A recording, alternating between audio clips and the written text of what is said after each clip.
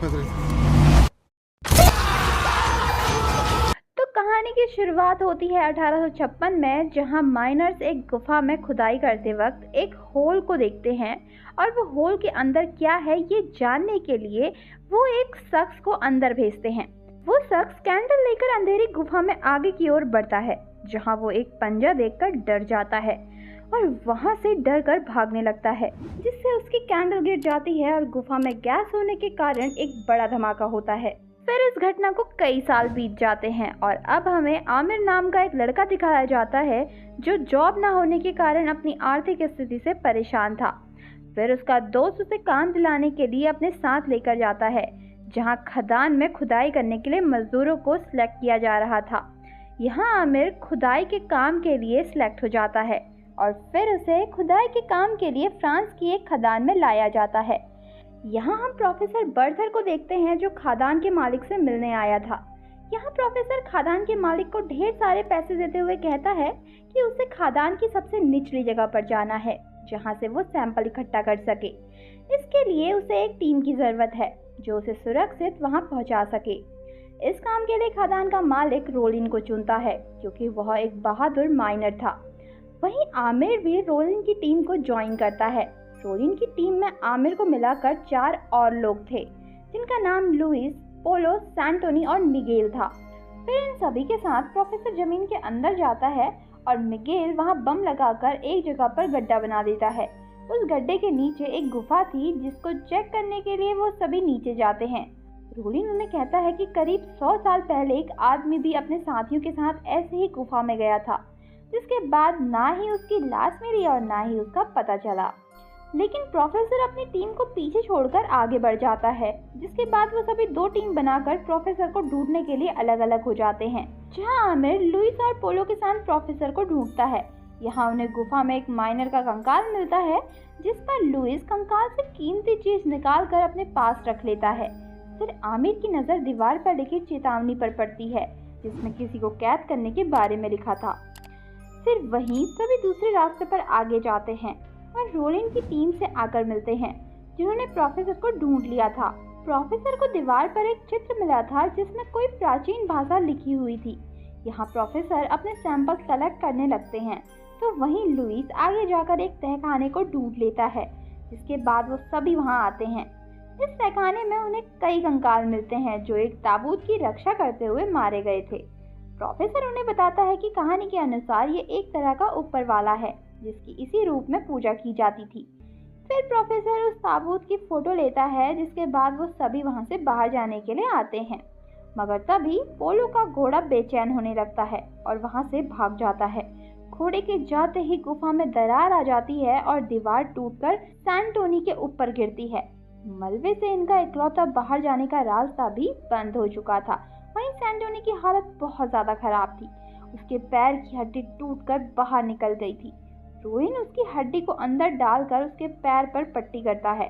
तो वहीं मलबा गिरने से आमिर, लुइस और पोलो रोलिन से अलग हो जाते हैं और वहीं सभी उस ताबूत के पास आकर उसे खोलने की कोशिश करते हैं, लेकिन उनसे वह ताबूत नहीं खुलता। इस पर आमिर चाबी सी दिखने वाली चीज को, जो उन्हें माइनर के पास मिली थी, उसे ताबूत में लगाकर खोल देता है। ताबूत का कवर हटाने पर उन्हें हीरे के बड़े बड़े टुकड़े मिलते हैं और उसी ताबूत में कपड़े से किसी चीज को ढक कर रखा गया था। अब लुइस और पोलो सारे हीरे इकट्ठे करने के बाद आपस में बांटने की बात कर रहे होते हैं और तभी उनके पीछे ताबूत में से वो लाश उठकर बैठ जाती है। उसे देखकर लुइस और पोलो की चीख निकल जाती है और वो सभी भागकर रोलिन के पास आते हैं। यहाँ लुइस उन्हें बोलता है कि वह जिंदा है, वो हमारे पीछे आ रहा है। तभी पोलो के पीछे एक क्रिएचर आता है और उसे घसीट कर वहाँ से लेकर जाता है। इसके बाद वो सभी पोलो के पीछे आते हैं, जहाँ उन्हें पोलो के बिना सर की लाश मिलती है। इस घटना से वो सभी लोग डरे हुए थे, जहाँ पर रोलिन प्रोफेसर से फोर्सफुली उस क्रिएचर के बारे में पूछता है। तब प्रोफेसर उन्हें बताता है कि वो एक अननोन सिविलाइजेशन है जो सदियों से यहाँ रह रहा है।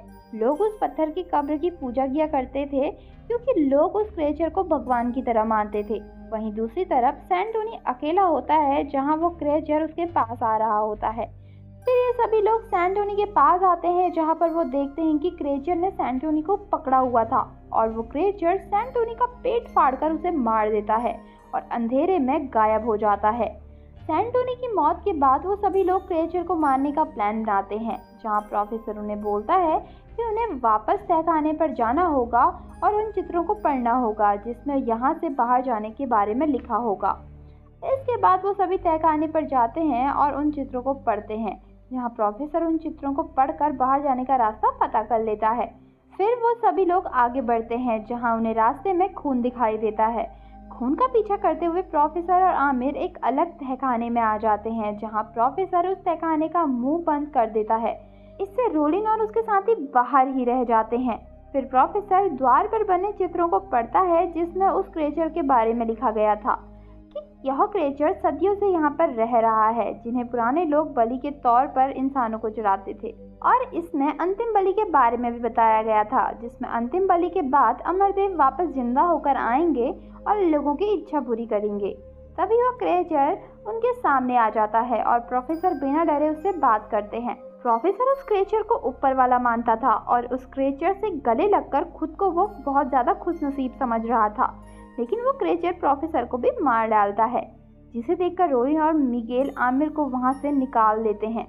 फिर वह सभी प्रोफेसर की डायरी की मदद से बाहर जाने का रास्ता खोजते हैं, लेकिन तभी वो क्रिएचर वहां आकर मिगेल को मार देता है और लुइस को घसीटकर वहां से ले जाता है।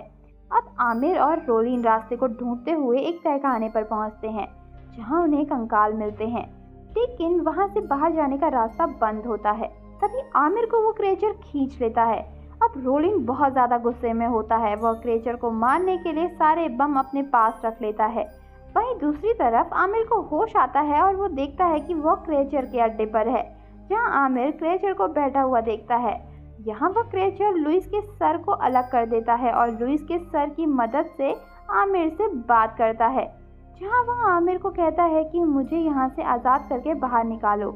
आमिर समझ जाता है कि उसी ने क्रिएचर की कब्र खोली थी, इसलिए क्रिएचर ने उसे अभी तक नहीं मारा है। फिर क्रिएचर आमिर को कहता है कि तुम मुझे अपनी आत्मा दो, मैं तुम्हें ऊपर वाला बना दूंगा।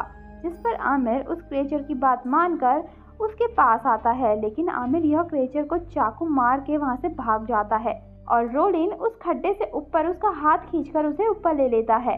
यहाँ रोलिन दीवार में बम लगा देता है और वो दोनों ऊपर जाने लगते हैं। वह क्रिएचर अभी भी उनके पीछे ऊपर आता है। रोलिन बम को रेडी करके लीवर दबा देता है, जिससे एक बड़ा धमाका होता है और क्रिएचर मारा जाता है। इसके साथ मूवी का भी यहाँ पर दी एंड हो जाता है। तो दोस्तों, आपको मूवी कैसी लगी कमेंट करके ज़रूर बताना।